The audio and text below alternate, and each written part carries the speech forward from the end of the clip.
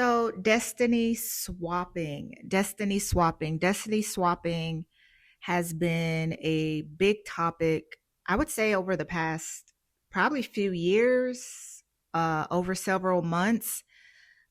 We've seen situations of, uh, some tragic stories, stories in the media insinuating this thing called destiny swapping. And I really, over the years, I really consumed as much content as I could on destiny swapping to understand like how people are explaining it and what exactly is destiny swapping. So it's from what I gathered, it's the idea that someone can get close to you, study you, and take your place, right? It's the idea that someone can get close to you, they can study you, and somehow take your place. But if you really think about it, destiny isn't swappable.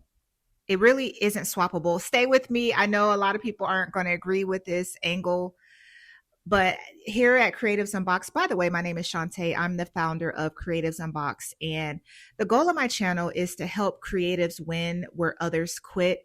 And here you're going to get life wisdom that you can apply, you can evaluate, you can decide if if it will benefit you or not, and really go to the next level in your creativity, in what you want to do in this life. And you need strategy, you need wisdom to navigate with your gifts and your talents and how you make money in this world. You need wisdom on how to navigate the things that come at us, and a lot of the things that come at us is dealing with people. So you have to understand human psychology and how people move, why people move the way they move, so that you can protect yourself and your gift. And not only protect yourself, it's not coming even from a negative place, but you can just advance yourself and you can grow and become the best version of yourself. That's what we're here to do. We're here to sharpen you and encourage you on your journey, and just know that you're not alone. But if we're honest, if you really think about it, destiny isn't swappable. Really think about that. If destiny isn't swappable, when we think about destiny, when I think about when people are saying destiny, right? Destiny is something that you're born with, right? It's something that's kind of encoded in your storyline. There's a certain thing that you're supposed to be, you're supposed to accomplish. That's what I think about when I think about destiny, because destiny is who you were created to be regardless, right? That's kind of destiny. Destiny makes me think of a destination. You really can't swap it. And I'm going to really explain it. And as I explain it more, that will make sense. And really, what people are actually describing. Okay, so what are people actually describing when they say destiny swapping? Because what feels like destiny swapping is usually something much more human and much more dangerous, I would say. Right? The real danger isn't destiny swapping. Let me say that again. The real danger isn't destiny swapping. It's unprocessed envy plus access. The real danger isn't destiny swapping. It's unprocessed envy plus access. I'm just going to pause right there. Just think about that. Is the real danger destiny swapping?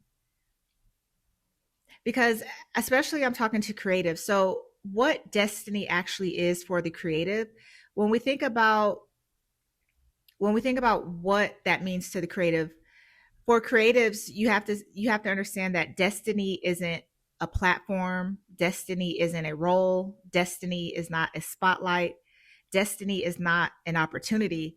For the creative, what destiny is it's internal alignment, right? It's skill depth, it's discipline, it's a long-term trajectory, right? It's your unique wiring plus evolution. And that can't be swapped. That can't be swapped. Well, if we frame destiny like that, but positions can be occupied, and that's the distinction that we need to see.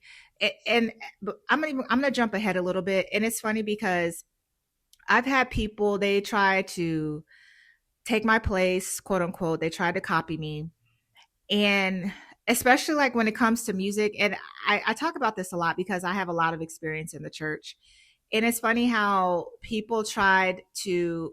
I was over the music in the church, and it was funny how people thought that they could replicate what I do, and it wasn't even like I was trying to compete with them or anything, but they felt like they could, for some reason, they felt that they could execute better than me.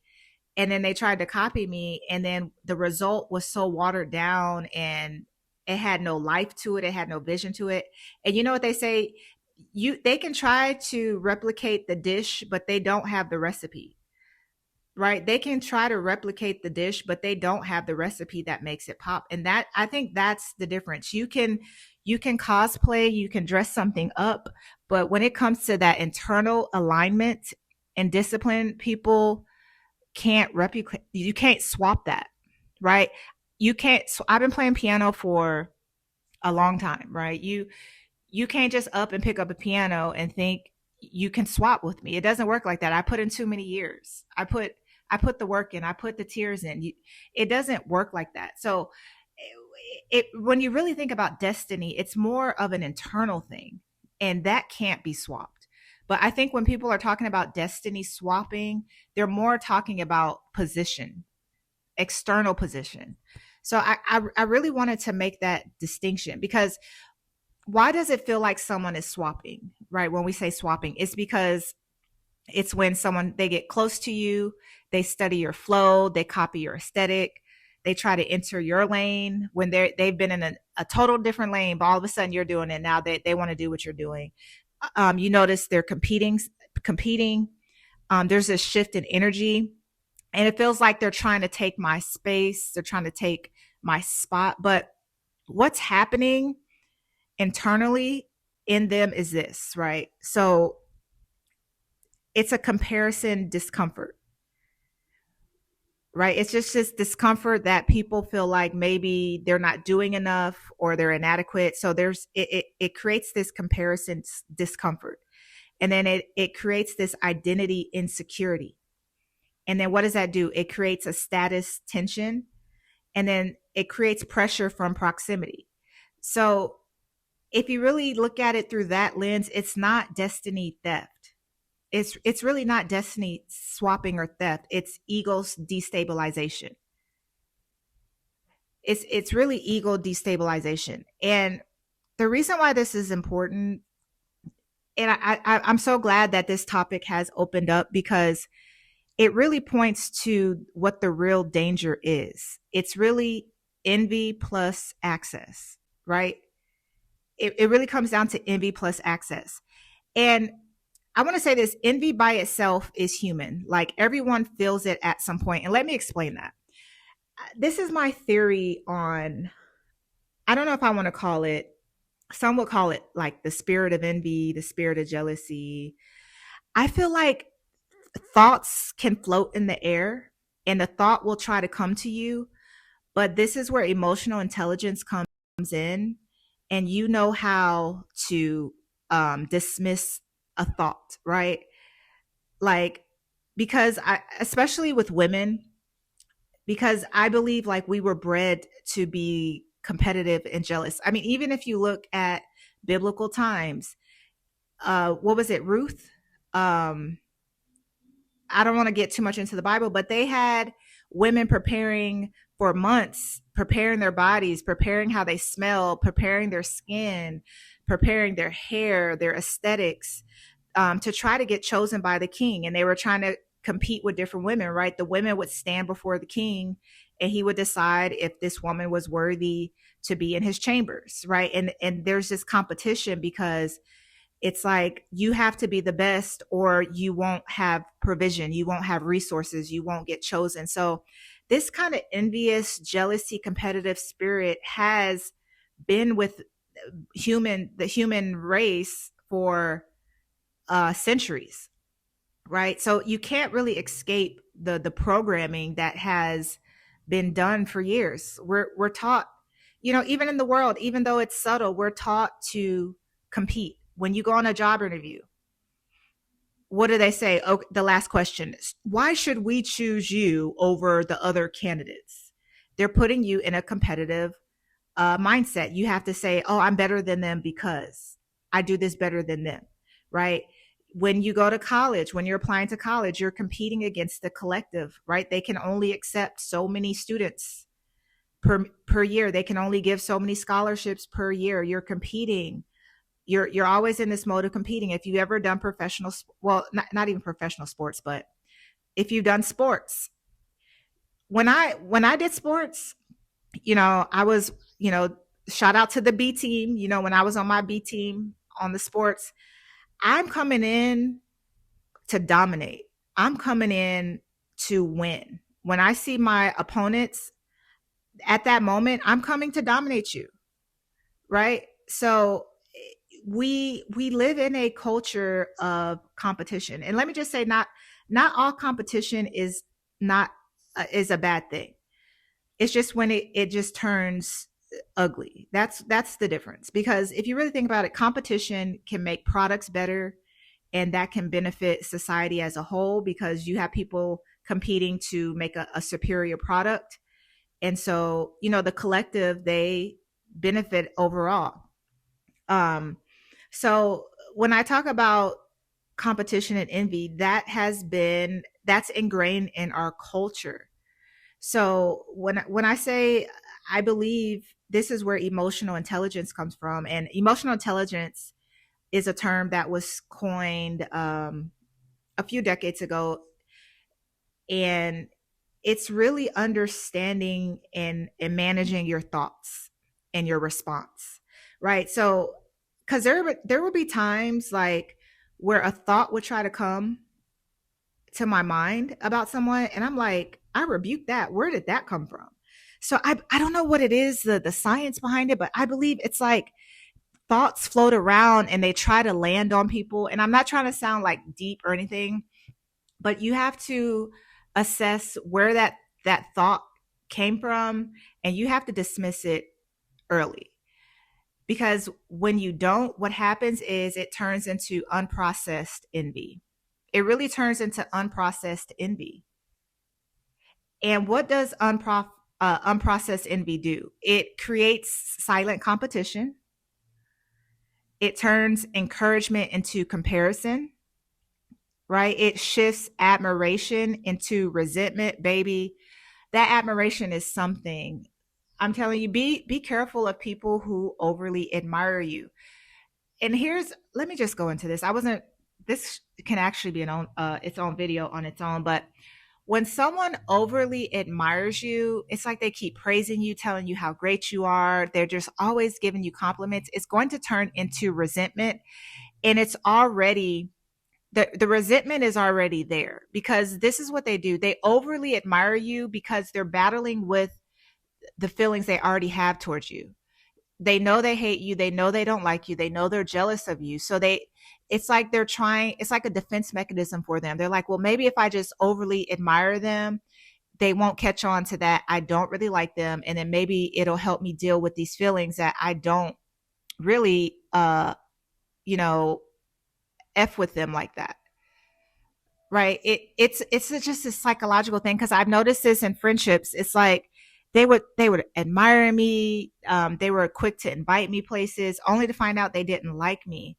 But you will find like they over talk to you, like they just keep running their mouth to you and just talking and talking, and it's to disguise and mask their true feelings towards you, right? So unprocessed envy, it shifts admiration into resentment, and then unprocessed envy, it also makes proximity strategic instead of genuine, right? Unprocessed envy makes proximity strategic instead of genuine. And when I talk about unprocessed envy, what exactly is envy? If I had to really describe envy, envy is a feeling of why them and not me, and a feeling of you're not better than me.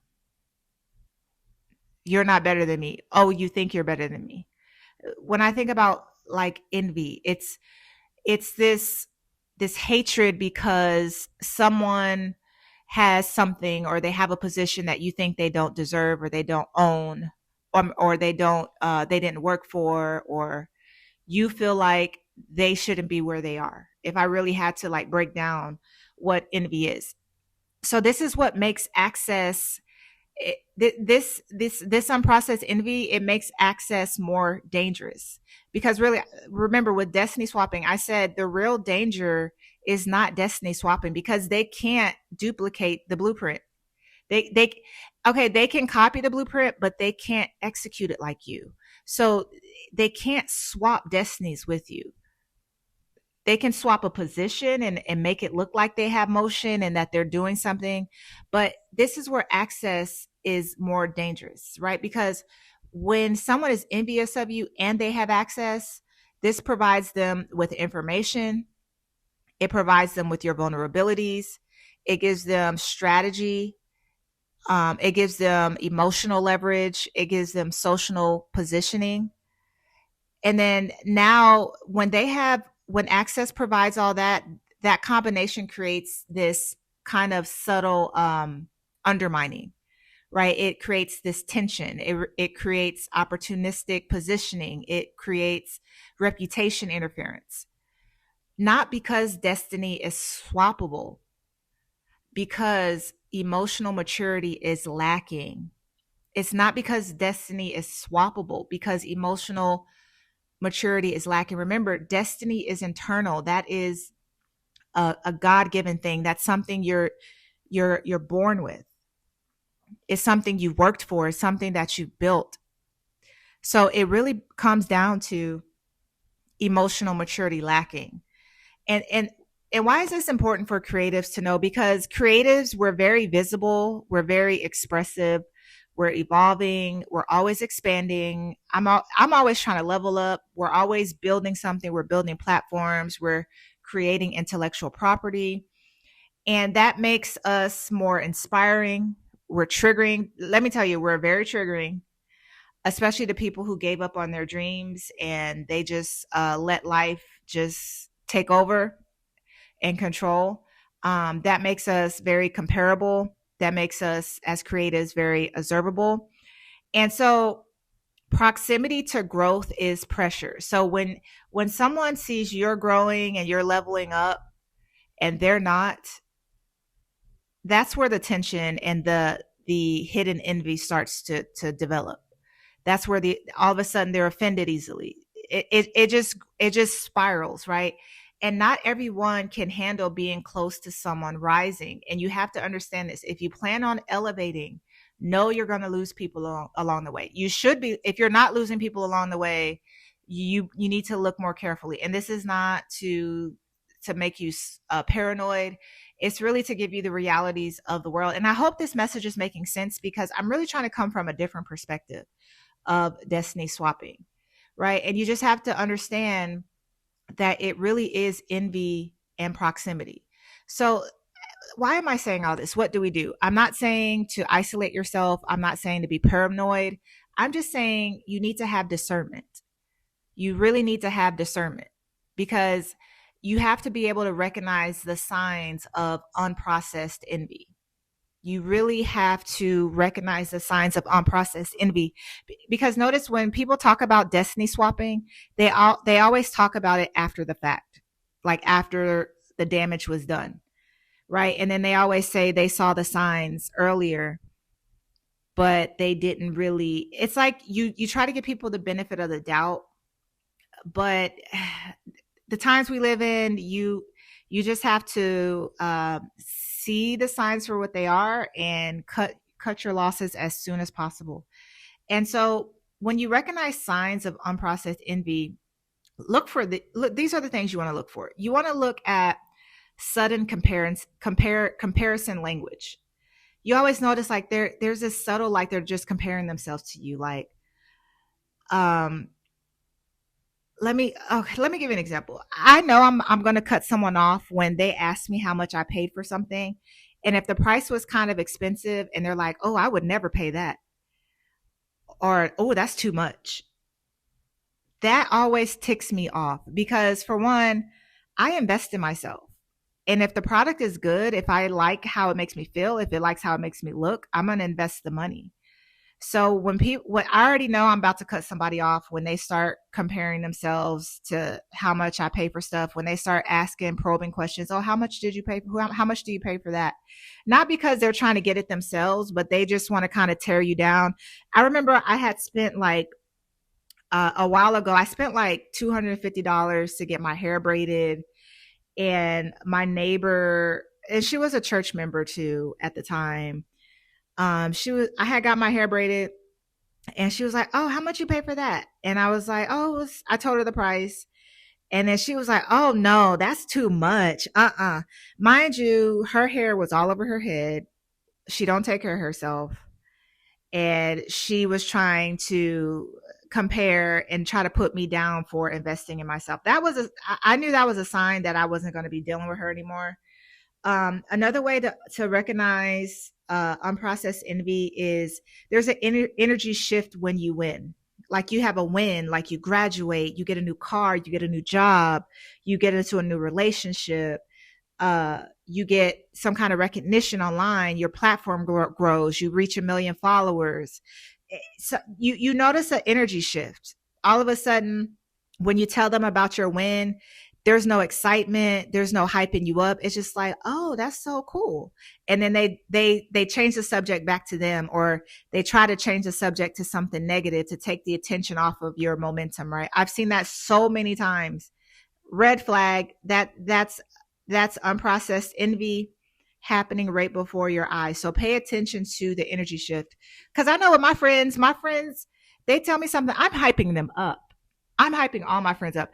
I remember I had a friend, she had got a lip filler, and what else did she get? I think she just got her lips done. And they looked good. I was hyping my girl up. Like I was like excited. I was like, girl, call me. Um, she FaceTimed me before she went to the appointment. I was like, oh my God, this is gonna be good. And I knew the injector she was going to is really good too, anyway. And so after she got her lips done, I was like FaceTiming. I was like, let me see, let me see. Like I was hyping my girl up, and then I pulled up on her to see it in person, and I was just hyping my girl up. Like, I'm happy that you're investing in yourself, and not only that, I'm happy that you're happy, and it looks good. Like, I don't know, I just been on hyping my friends up. So another sign of unprocessed envy is they minimize your progress. They minimize your progress. So let's say you lose 10 pounds, right? Or let's say you're losing weight, and then here comes somebody, oh girl, you getting too small, girl. You losing your hips. You looking like this. You're working hard and you have a goal, and they're trying to say you're doing too much, right? They try to minimize the work that you're putting in. That's unprocessed envy, right? Another is, it's like this tension between you. It's like when you say something, it's like they try to one up you.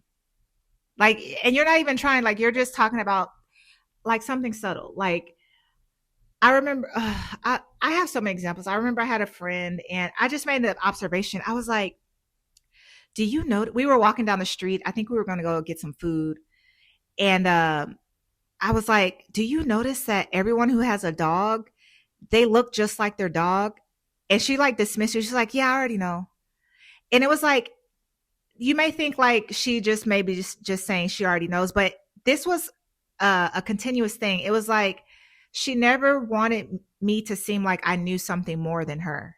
So like whenever I brought up something like a smart point or like an observation, it was like she tried to dismiss it like she already knows, and that like I don't have more knowledge than her. It was just this weird dynamic. It's like they always want to seem like you're not the only smart one, and not saying that you are, but they get intimidated when you show signs of intellect. You know what I mean? Let me know if that makes sense.